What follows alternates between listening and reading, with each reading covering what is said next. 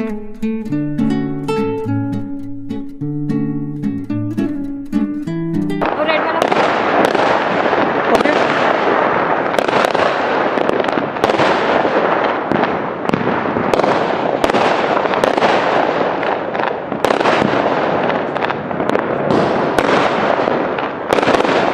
శ్రీరామ్. నేను మీ వెంకటేష్. ఈరోజు మనం అందరం ఎంతో ఆతృతగా ఎదురు చూసే దీపావళి మహోత్సవం గురించి తెలుసుకుందాం. దీపావళి అంటే దీపాల పండుగ, చీకట్లను పారదోలే వెలుగుల పండుగ. భారతదేశంలో ప్రతి రాష్ట్రంలో దీపావళికి వేర్వేరు కథలు ఉన్నాయి. కాని ఆ కథలన్నింటికీ ఒకే అర్థం ఉంది: అంధకారంపై వెలుగు గెలుపు.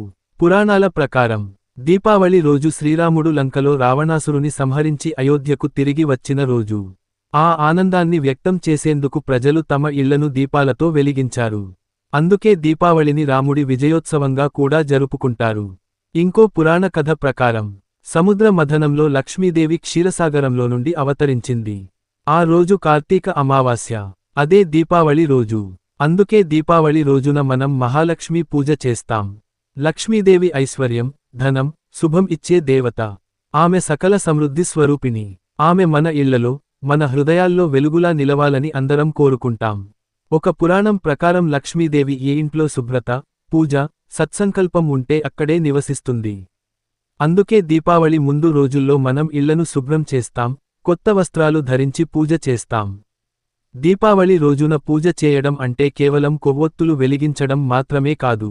అది మన అంతరంగాన్ని శుద్ధి చేసుకునే ఆధ్యాత్మిక సాధన. ఉదయం స్నానం చేసి కొత్త బట్టలు ధరించాలి. ఇంటి తలుపు వద్ద రంగోలి వేయాలి, దీపాలు వెలిగించాలి. సాయంత్రం సమయానికి మహాలక్ష్మీ దేవి పూజ చేయాలి. సువాసన గంధం, పూలు, పాయసం, నైవేద్యం సమర్పించాలి. పూజలో ఈ మంత్రం చెప్పాలి: ఓం మహాలక్ష్మ్యై చ విద్యమహే విష్ణుపత్ని చ ధీమహి తన్నో లక్ష్మీ ప్రచోదయాత్. పూజ అనంతరం కుటుంబ సభ్యులందరూ కలిసి దీపాలను వెలిగించి సంతోషంగా సమయాన్ని గడపాలి. దీపావళి అనేది మనసులోని చీకట్లను వెలుగులతో మార్చే రోజు. ఆ వెలుగు మన హృదయంలో ప్రేమ, శాంతి, దయ, ధర్మం రూపంలో ఉండాలి.